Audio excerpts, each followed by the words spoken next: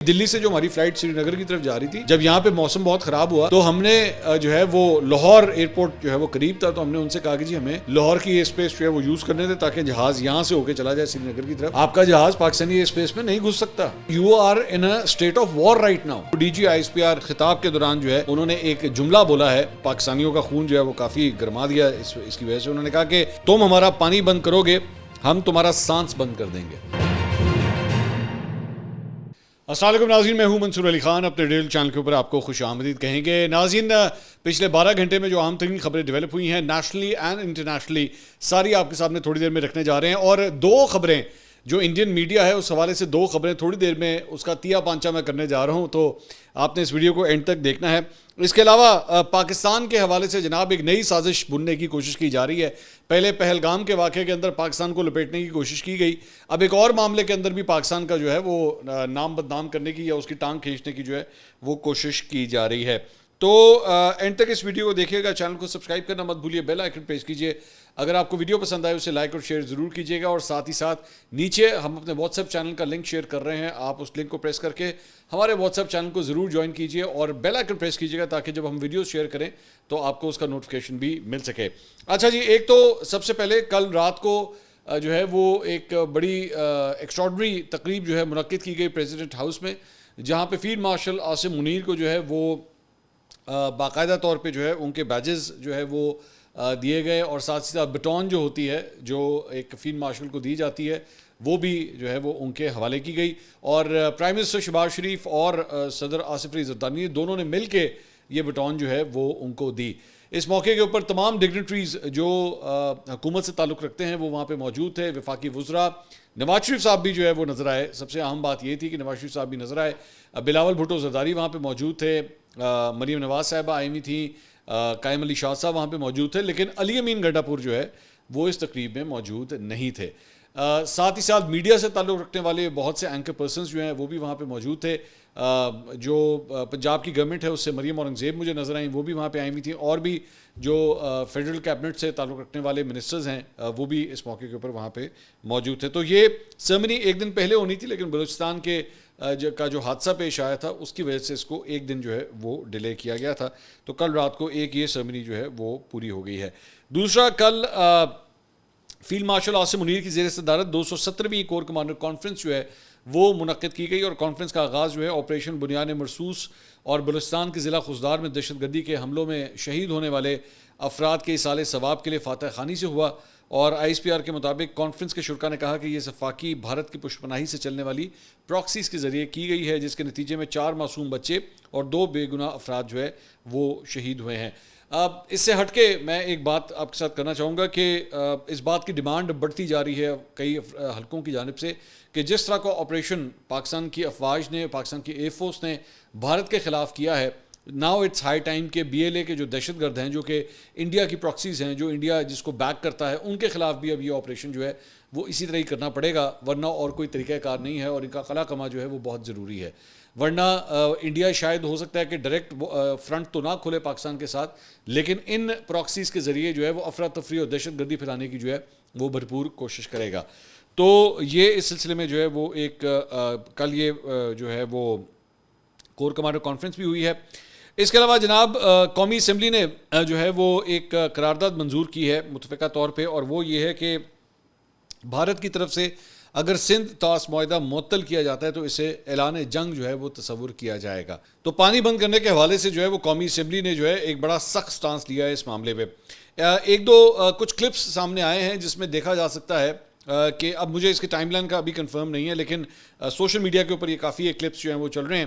تو اس میں ایک کلپ کے اندر جو ہے وہ D G I S P R بتایا جاتا ہے کہ کسی طلبہ کی یونیورسٹی میں وہ خطاب کر رہے تھے، اور اس خطاب کے دوران جو ہے انہوں نے ایک جملہ بولا ہے جس سے پاکستانیوں کا خون جو ہے وہ کافی گرما دیا اس کی وجہ سے. انہوں نے کہا کہ تم ہمارا پانی بند کرو گے، ہم تمہارا سانس بند کر دیں گے. تو بڑا سخت جو ہے وہ، اور بالکل یہ بالکل بنتا بھی تھا، مطلب ظاہری بات ہے پانی کے بغیر جو ہے وہ انسان زندہ کس طرح رہ سکتا ہے. تو بڑا سخت جو ہے وہ یہ بیان دیا ہے D G I S P R نے. اور اس کے بعد ایک اور کلپ جو ہے وہ آتا ہے، اس میں بھی نظر آ رہا ہے کہ لوگ جو ہیں گلپاشی کر رہے ہیں، ان کے اوپر پھول پھینک رہے ہیں، جو اسٹوڈنٹس وہاں پہ موجود ہیں وہ ان کو ویلکم کر رہے ہیں. اس کے علاوہ D G I S P R نے جو ہے الجزیرہ کو ایک انٹرویو دیا ہے. اس انٹرویو میں انہوں نے کہا کہ پاکستان کی مسلح افواج نے بھارتی فوج کو ایسا سبق سکھایا ہے جو وہ کبھی نہیں بھولے گی. بھارتی حملے کا مقابلہ کرنے کے لیے جو عسکری حکمت عملی اپنائی گئی ہے وہ کئی دہائیوں تک زیر مطالعہ رہے گی. سندھ طاس معاہدے کی معطلی سے متعلق سوال پر انہوں نے کہا کہ صرف ایک پاگل ہی یہ سوچ سکتا ہے کہ وہ 24 کروڑ انسانوں کا پانی روک سکتا ہے. کوئی ایسا نہیں کر سکتا. ہمیں حقائق کو سمجھنا ہوگا. اگر بھارت اس معاہدے کی پابندی نہیں کرنا چاہتا تو یاد رہے کشمیر ایک متنازع علاقہ ہے. اگر کل کشمیر اپنے عوام کی مرضی کے مطابق پاکستان کے ساتھ شامل ہو جاتا ہے تو یہ تمام 6 دریا پاکستان کے ہوں گے اور بھارت کو ایک بھاری بوجھ اٹھانا پڑے گا. ہم دیکھیں گے کہ اس کا ہم کس طرح مقابلہ کرتے ہیں. یہی حقیقت ہے. اچھا جی, جہاں پہ ایوارڈ سرمنیز کی بات ہو رہی ہے وہیں پہ میں آپ کو ایک خبر بھی آپ کے ساتھ جو ہے شیئر کرنا چاہوں گا. جو میرے سورسز سے میرے پاس یہ خبر آئی ہے وہ کہ وہ اگلے ایک ہفتے سے 10 دن کے اندر میری اطلاعات کے مطابق ایک بڑی سرمنی ہونے جا رہی ہے جس میں پاکستان آرمی اور پاکستان ایئر فورس کے جو جوان ہیں جنہوں نے اس جنگ میں جو ہے وہ بھرپور حصہ لیا اور ایکسٹراڈنری جو ہے وہ انہوں نے کردار ادا کیا, ان کو جو ہے وہ مختلف ایوارڈ سے نوازا جائے گا. اور خاص طور پہ اس کے اندر بڑی امپورٹنٹ بات جو ہے وہ یہ ہے کہ ایئر فورس کے وہ پائلٹس جنہوں نے بھارتی جیٹس جو ہے وہ گرائے تھے ان کو بھی جو ہے میری اطلاعات کے مطابق شاید اس میں ایوارڈز دیے جائیں گے. تو جب یہ ایوارڈ سرمنی ہوگی تو پھر ویسے ہی پتہ لگ جائے گا. بڑی ایک کنٹروورسی چل رہی تھی نا پچھلے ہفتے 2 ہفتے سے, اور جس کے بارے میں نے ذکر بھی کیا تھا.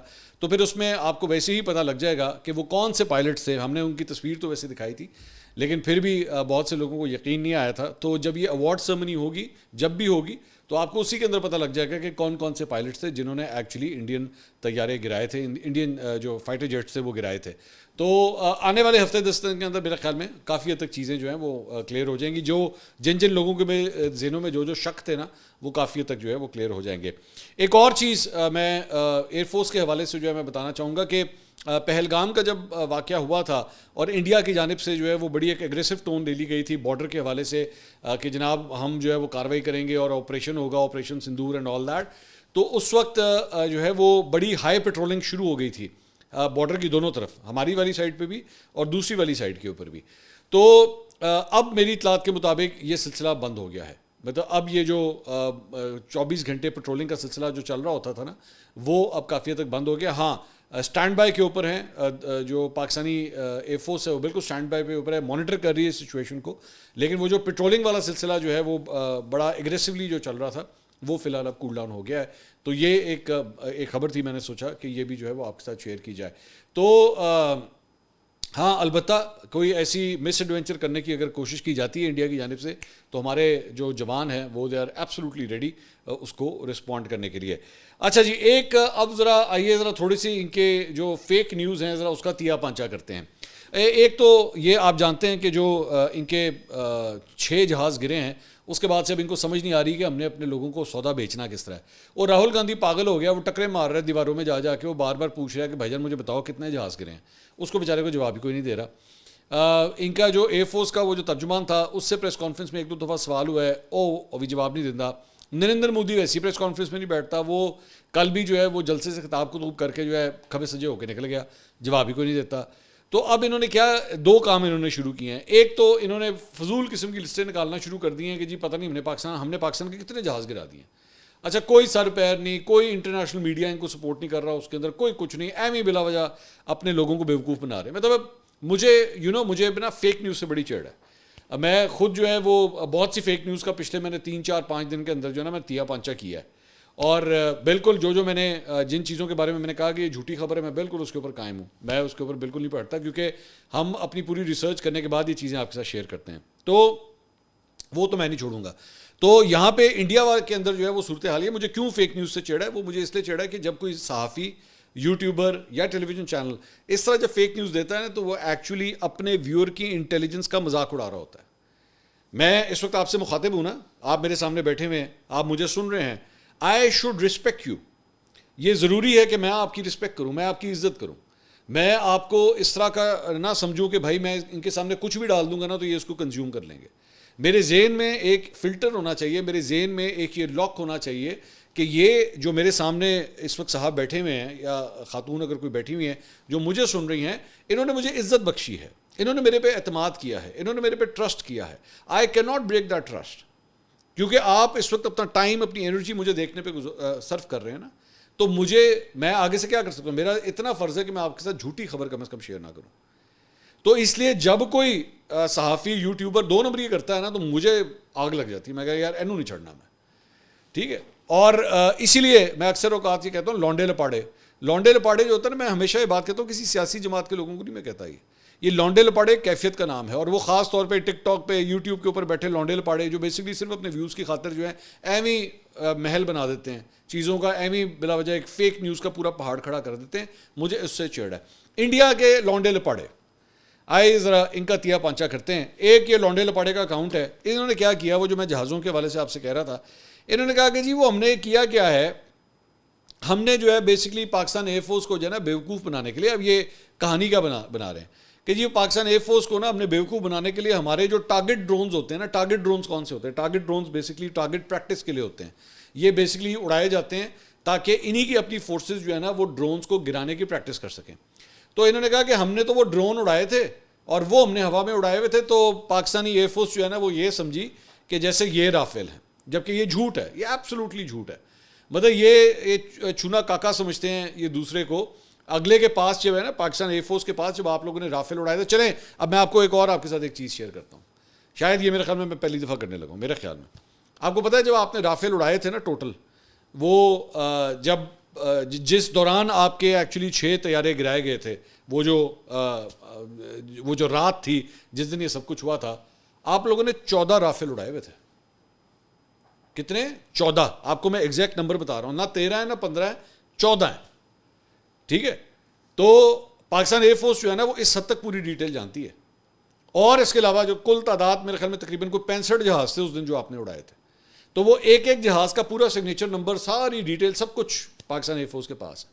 تو یہ اس قسم کی رنگ بازیاں نا اپنے لوگوں کو بیوقوف بنائیں, کیونکہ آپ لوگوں نے تو ان کو پتہ نہیں کتنی دہائیوں سے گدھا اور بیوقوف سمجھا ہوا ہے کہ ہم ان کے سامنے کچھ بھی, جیسے کوئی بالی ووڈ کی فلم چل رہی ہے, ہم ان کے سامنے کچھ بھی رکھیں گے اور یہ نا اس طرح تالیاں بجانا شروع کر دیں گے.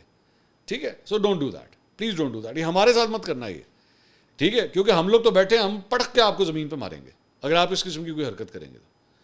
تو ایک میں نے سوچا یہ ذرا یہ چیز ٹھیک کر دیں کہ ایم ہی بلا وجہ یہ بھی پھیلائی, کیونکہ مجھے پتا ہے, آئی نو اٹ ویری ویل کہ ہمیں انڈیا سے لوگ وی پی این کے ذریعے دیکھ رہے ہیں, آئی نو دیٹ, کیونکہ نیچے کامنٹس تو آتے ہیں نا, جب وہ کامنٹس کرتے ہیں آ کے, تو کامنٹس کے اندر تو اصل آئی ڈی نظر آ رہی ہوتی ہے, تو اس کے اندر بہت سے انڈین نام جو ہیں, ہندو نام جو ہیں وہاں پہ لکھے ہوتے ہیں, اس میں ناراضگی بھی شو ہو رہی ہوتی ہے.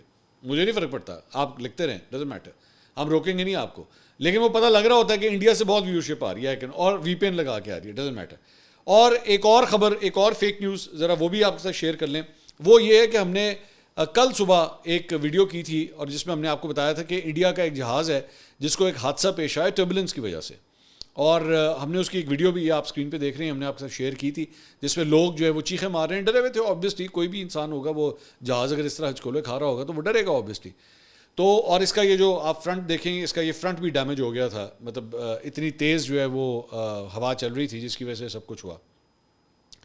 اب مجھے نا پہلے ہی اس بات کا شک تھا کہ ان لوگوں کی خصلت کے اندر یہ چیز ہے کہ وہاں پہ کوئی بلی کا بچہ بھی مر جائے نا تو یہ پاکستان پہ ڈال دیتے ہیں, وہاں پہ کچھ بھی ہو جائے, وہاں پہ کبوتر پکڑا جائے پاکستان پہ ڈال دیتے ہیں, وہ کیا کہتے ہیں محلے کی ماسی کی دہی ختم ہو جائے وہ پاکستان پہ ڈال دیتے ہیں, مطلب کچھ بھی ہو جائے وہ پاکستان پہ ڈال دیتے ہیں. اب انہوں نے کیا کیا ہے, انہوں نے کہا یار جہاز کے ساتھ حادثہ تو ہوا ہے, اسی کی کریے پاکستان کو لپیٹ کے اس طرح لے کے آئیے.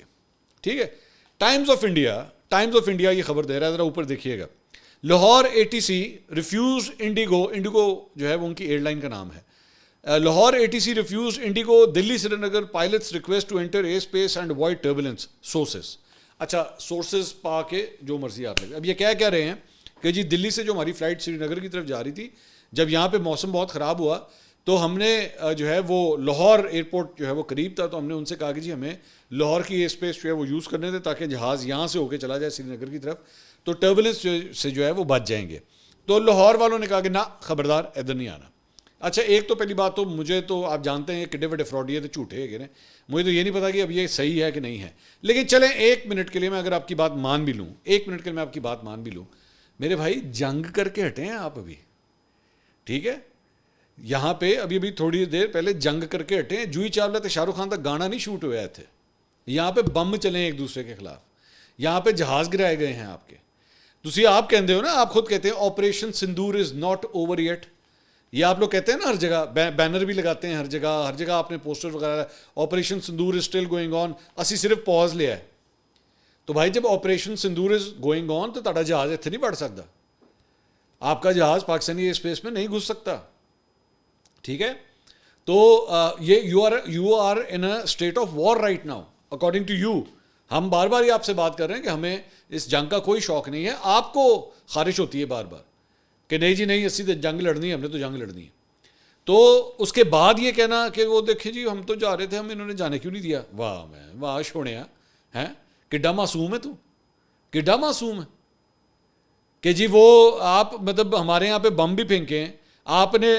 یہ جس لاہور ایئر اسپیس کو آپ مانگ رہے ہیں, اسی لاہور کی ایئر اسپیس میں جناب نے ڈرون بھیجے تھے, بھول گئے. اور یہ ابھی چند دن پہلے کی بات ہے, اسی لاہور کی ایئر اسپیس میں آپ نے ڈرونز بھیجے تھے. تو ایڈے آرام نہ تھوڑے جہاز آن دی ہے.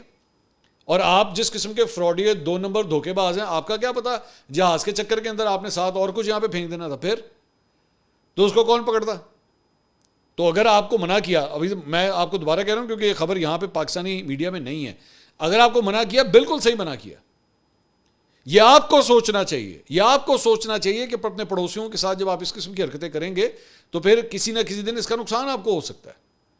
آپ ایک جگہ پانی بند کرنے کی بات کریں, دریا نیلم کے حوالے سے کل خبر آئی تھی کہ 40% پانی اس کا کم ہوا ہے. آپ پانی بند کریں اور ہم آپ کے جہازوں کو لاہور اسپیس کے اندر آنے دیں, اتنی لٹ پڑ گئی ہے.